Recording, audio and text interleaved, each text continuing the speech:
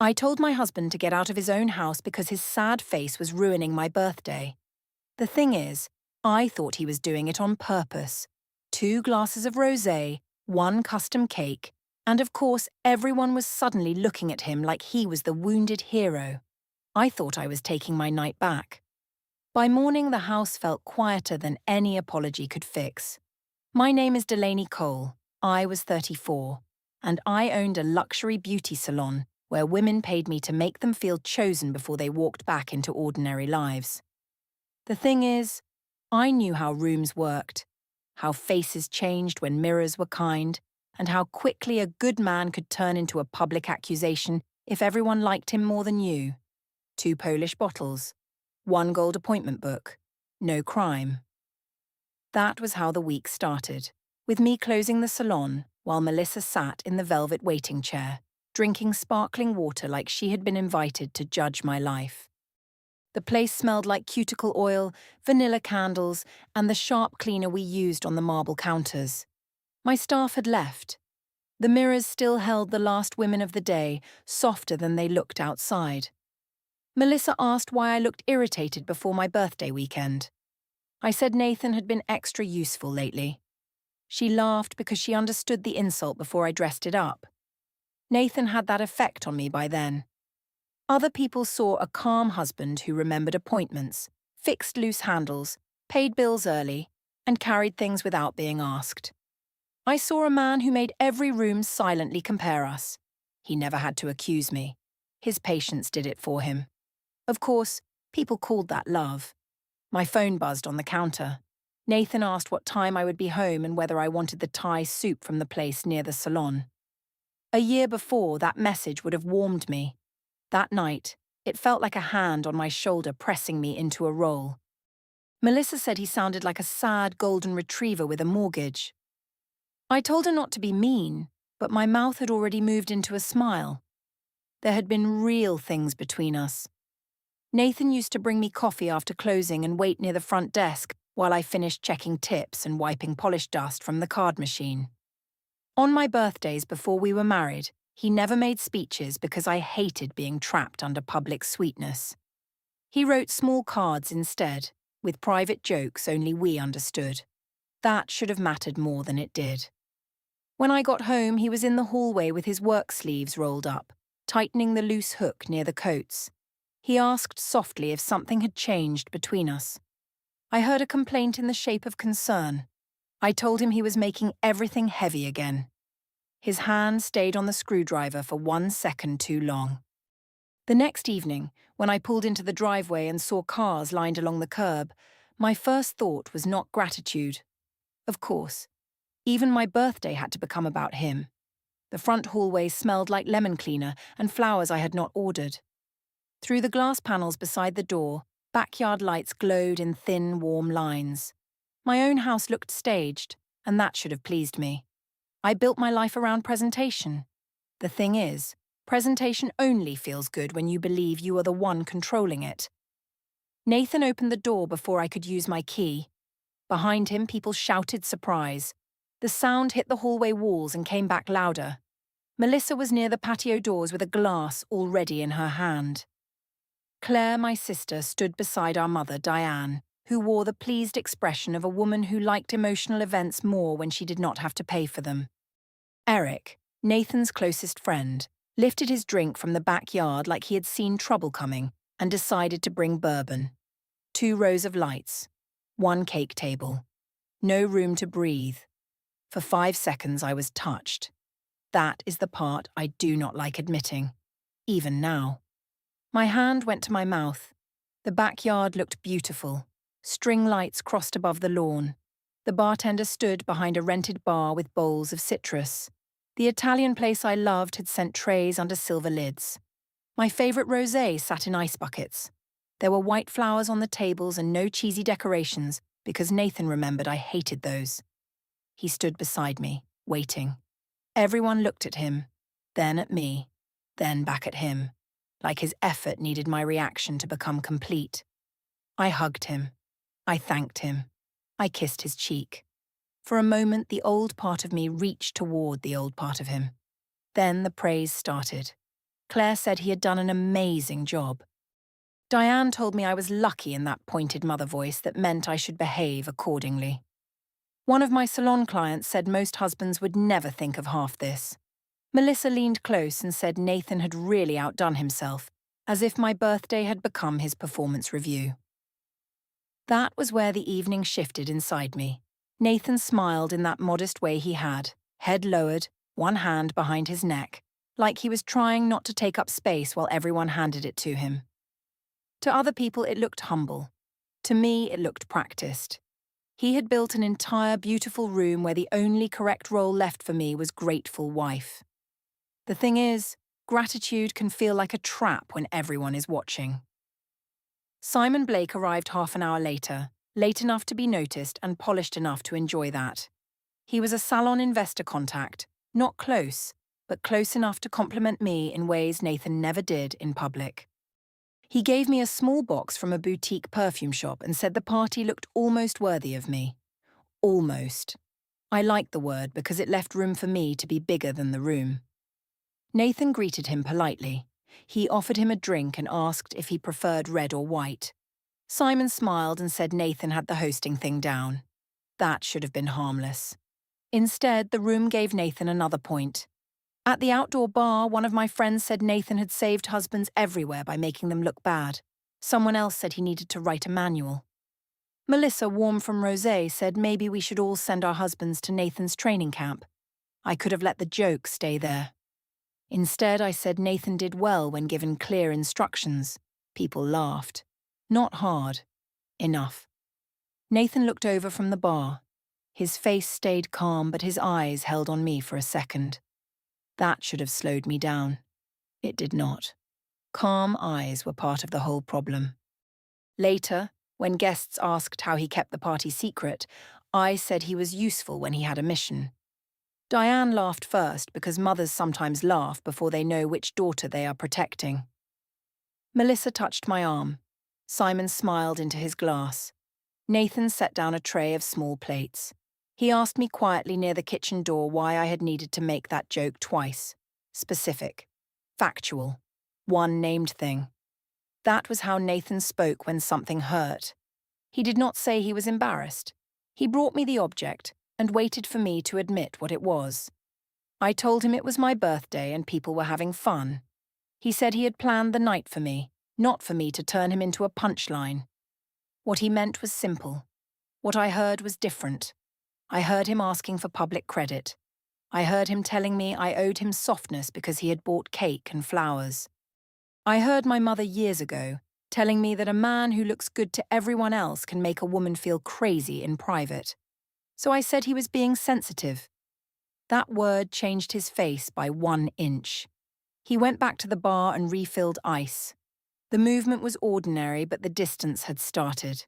Eric watched him from near the fence and stopped laughing at Melissa's jokes. Claire began moving too quickly between guests, carrying napkins that nobody needed. Simon asked if I was okay, and I told him Nathan was doing that thing where he made every room feel responsible for his mood. Simon said some men were better at looking wounded than being interesting. I smiled before I checked whether that was cruel. Of course, it was only a birthday joke. The next hour grew sharper.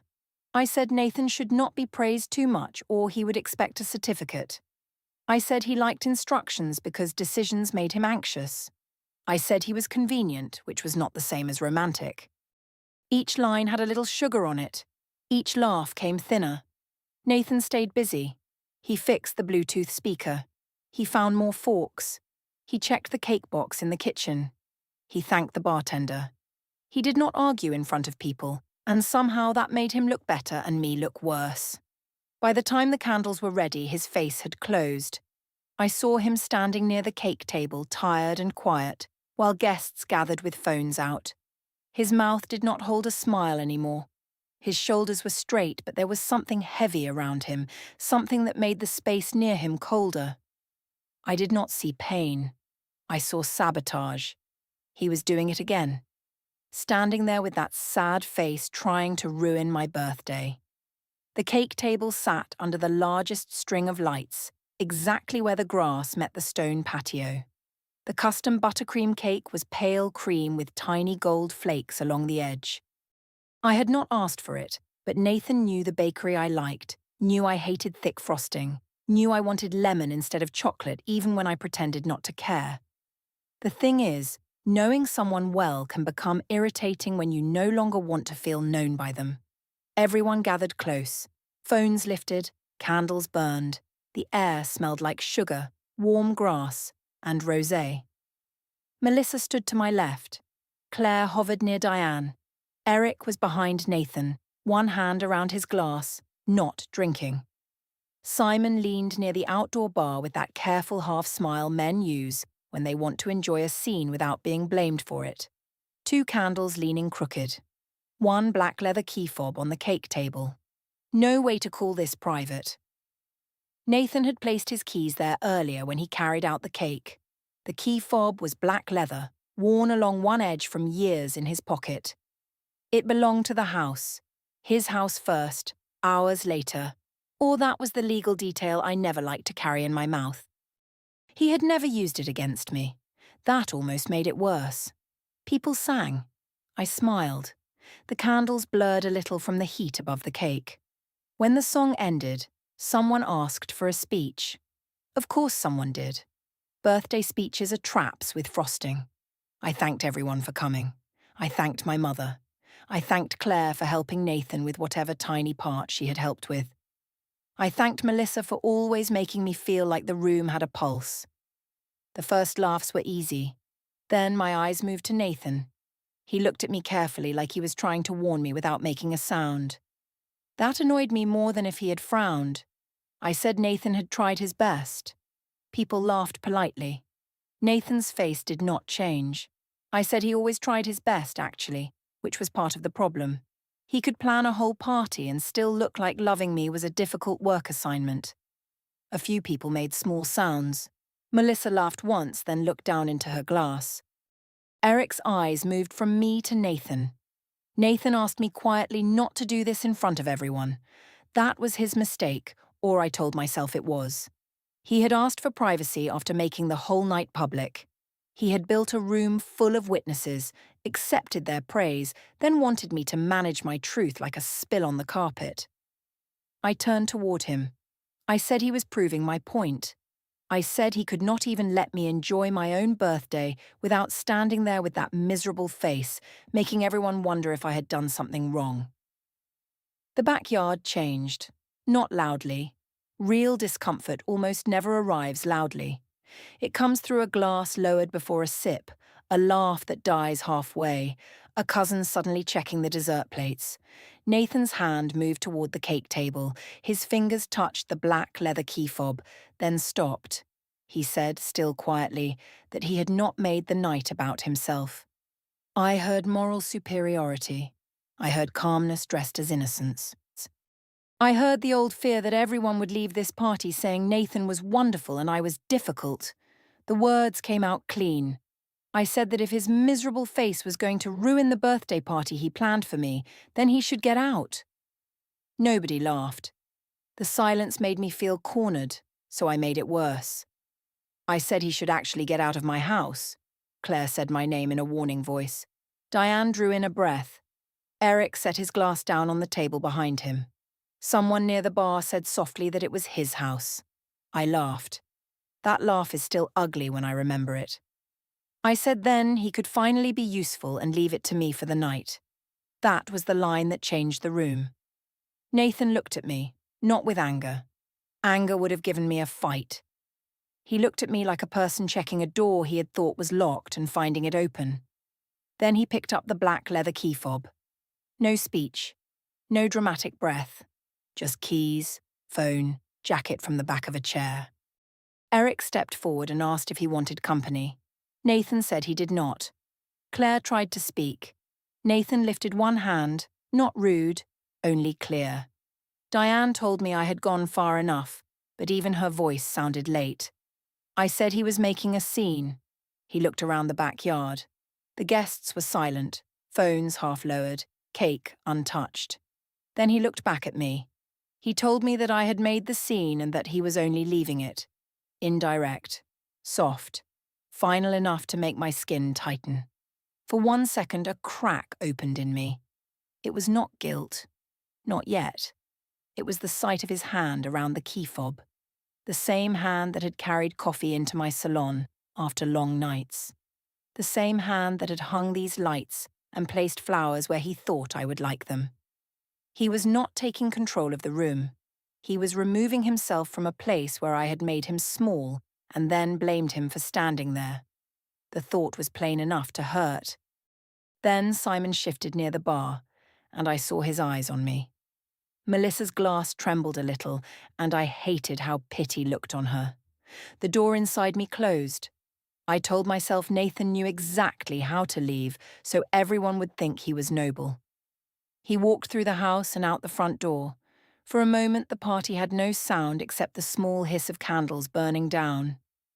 Then I lifted the cake knife because somebody had to keep the night from dying. I told everyone he needed to cool off. No one reached for a plate. After Nathan left, the backyard looked over-decorated and underlit at the same time. The string lights still glowed, the bartender still stood behind the bar, and the cake sat open on the table with one slice leaning apart from the rest. The thing is, a party can keep its shape after the mood leaves. That almost makes it worse. 2 empty chairs, 1 cake knife. No applause left. I tried to laugh first. That seemed important. If I laughed, people could join me, and if people joined me, then what happened could shrink back into a dramatic birthday moment instead of becoming the thing everyone would discuss in cars. I said Nathan always did this when he could not control the mood. Claire told me quietly that he had not done anything except leave when I told him to. That was not helpful. Sisters are supposed to understand the version of you that strangers do not. Claire had always been better at managing optics than naming pain, so hearing her name the pain felt like betrayal. I told her not to make me the villain on my birthday. She looked toward the front door and then back at me. Her voice lowered when she said I should not have told him to get out of his own house. There it was again. His house. The phrase moved through the yard like smoke. Eric left next, not with a dramatic speech. He found his jacket, spoke to Claire for a few seconds, and walked out through the side gate. His leaving did more damage than an argument would have. Eric was the man who could joke through anything. If he had stopped joking, the room had chosen a side. Melissa came to me near the outdoor bar. She said maybe people needed a minute. Her voice had lost the bright edge I depended on. I asked if she thought I was wrong. She did not answer fast enough. Of course, hesitation is an answer when you are already afraid of being judged. Diane tried to restart the party. She told people to eat cake. She told the bartender to pour more drinks. She called Nathan dramatic, but her eyes stayed on the patio door like she expected him to come back and fix the shape of things. My phone buzzed after 10 minutes. Nathan had not written. That made me angrier than any message could have. I texted him that people were asking questions. Then that he had embarrassed me. Then that he had made my birthday about himself. My thumb hovered over the word sorry once. It looked weak on the screen, and I deleted the whole line. He did not answer. The guests left in slow pieces. First the people with children, then the co-workers, then Simon, who kissed my cheek and said the night had gotten intense, as if weather had passed through and nobody had opened the door. He said he would text tomorrow. He did not look toward the kitchen, where Nathan's jacket hook sat empty. Near midnight, only Claire, Diane, Melissa, and 2 cousins remained. The bartender packed quietly. The rosé had gone warm in the buckets. Cake plates sat half full on tables. I went into the kitchen because the backyard had become unbearable. The kitchen smelled like buttercream, melted ice, and the garlic from the catering trays. On the island was Nathan's handwritten checklist. He wrote in block letters when he wanted to be sure he would not forget anything. Cake pickup, bartender arrival, extra ice, her favourite rosé, no cheesy decorations, call florist again, check lights before she gets home. The page had a smear near the bottom, maybe from his hand, maybe from the condensation on a glass. I stood with one palm on the counter. The list did not look like a trap. It looked like work. Quiet, careful work, done for a woman who had walked into it and called it theft. Each line was too specific to be performance. No cheesy decorations was not for guests. That was for me. Her favorite rosé was not for his reputation. That was for me. The cake flavor, the flowers, the music low enough for conversation.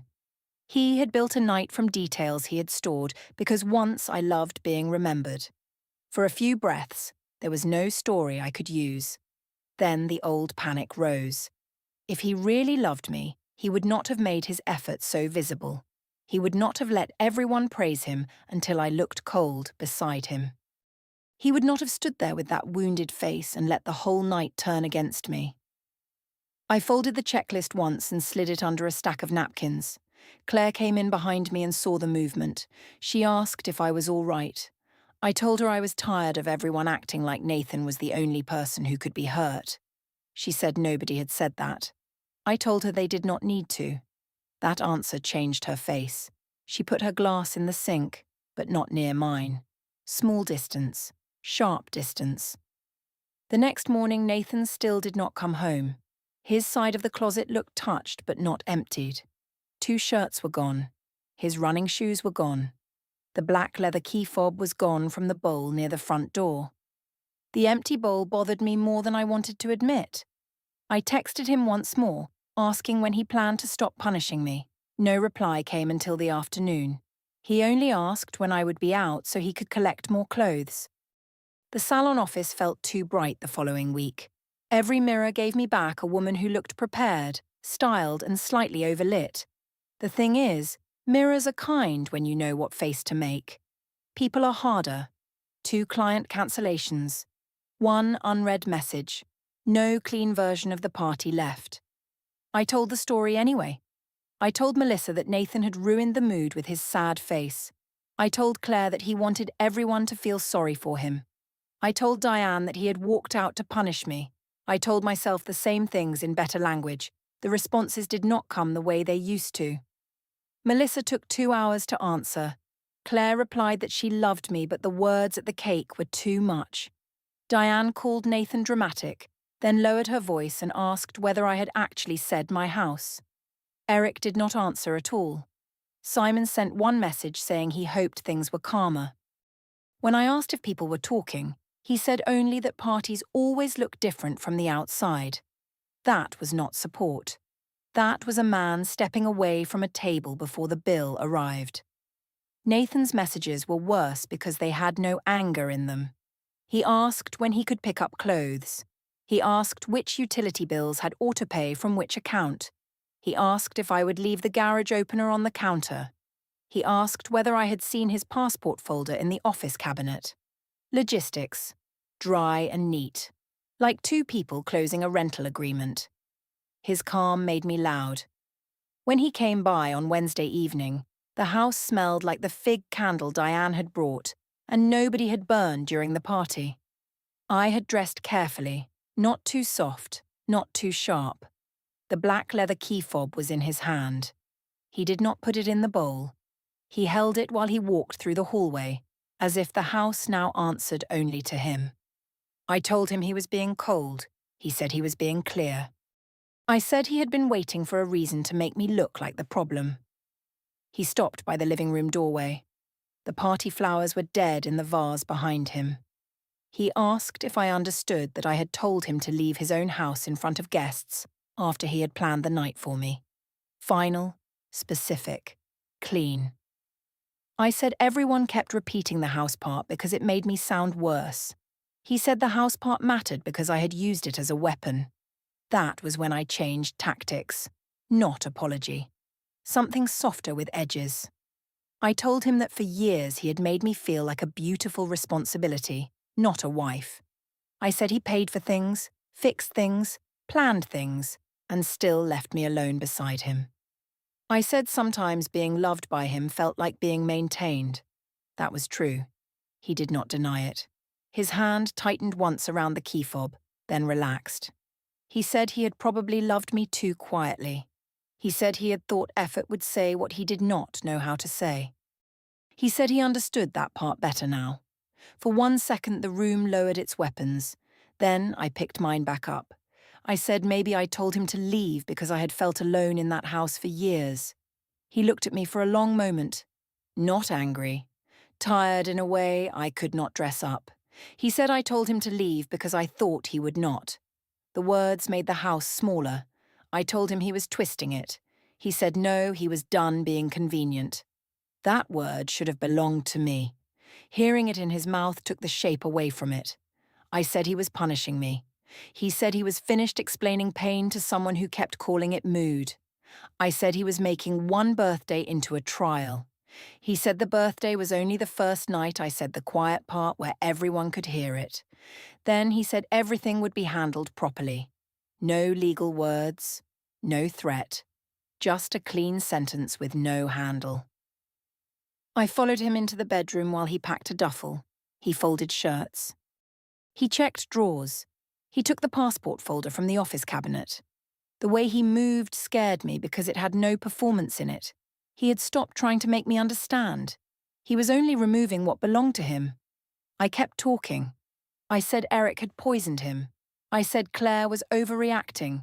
I said Diane understood what it felt like to be married to a man who made everyone love him outside the house. He did not answer those parts. That was worse. He had moved past defending himself. After he left, the air in the hallway stayed still. I called Melissa. No answer. A message went next, asking her to tell me honestly whether Nathan had ruined the mood first. She sent one small heart and never answered the question. That tiny heart sat on my screen like a closed door. Of course, I told myself she was busy.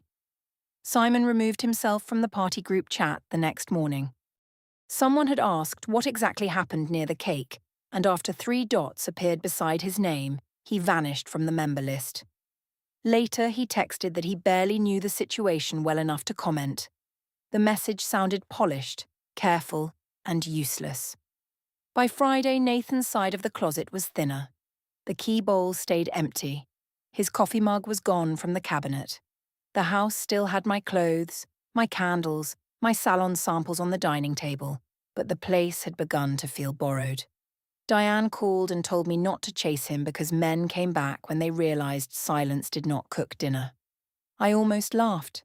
Nathan had cooked most dinners. That was another thought I did not keep. At night, I walked past the kitchen island and saw the folded checklist still under the napkins. I did not unfold it. I already knew the list by then. That was the problem. He had left me with evidence of care I could not turn into control. When Nathan texted again, he said he would come by in 10 days to finish what needed finishing. I asked what that meant. He did not answer. His silence filled the house better than he ever had. 10 days later, Nathan came to the house with a folder under one arm and the black leather key fob in his hand. The kitchen smelled like lemon cleaner because I had wiped the island twice before he arrived. The thing is, I still believed a clean counter could make a hard conversation behave. 1 folder, 2 glasses untouched, no birthday music left. Eric waited in the driveway beside his car. He did not come in, but Nathan had not arrived alone. That detail made my fingers close around the edge of the counter. Nathan placed the folder on the same spot where his birthday checklist had been. He said the documents included a petition for dissolution of marriage, temporary financial orders, and a notice about the house because it was premarital property. The next hearing date was printed on the first page. I picked up the top sheet and read the heading twice. Then I put it down, opened the sink, and washed my hands though there was nothing on them. He said the witness statements included Eric's account, Claire's messages, screenshots from the party group chat, and my texts after he left. He said the video from the cake table showed the line clearly. I told him he was ending a marriage over 1 sentence. He said it was not 1 sentence. It was the ease, the audience, the house, the party, and the way I cared more about people asking questions than what I had said to him. A courier receipt sat clipped to the back page. The neutral woman who had delivered the envelope had written the time in blue ink. She had not known us. She had only handed me a packet, and asked me to sign. Simon removed himself from the group chat that afternoon and sent one message saying he barely knew us well enough to be involved. After that, the house moved under Nathan's control while the next steps began, and I moved into a small apartment across town above a dentist's office. The joint expenses became lines in email threads instead of conversations at the kitchen table. Eric never spoke to me again, Claire's calls became shorter, and Diane stopped saying I had done nothing wrong. Simon stayed polite at salon events and never stood close enough for people to connect his name to mine. At the salon, clients still praised my hands, but nobody asked about the birthday party. The thing is, I thought his sad face was stealing my birthday from me. I thought kicking him out would give me the room back, prove that I did not have to stand beside a man who made me feel judged. But his face had been the last sign that he still cared enough to be hurt. I did not remove his mood from my party. I removed my husband from my life. The black leather house key fob stayed in the empty bowl by the front door until the realtor removed it. I thought I was kicking his bad mood out of my birthday, but I was kicking my husband out of my life.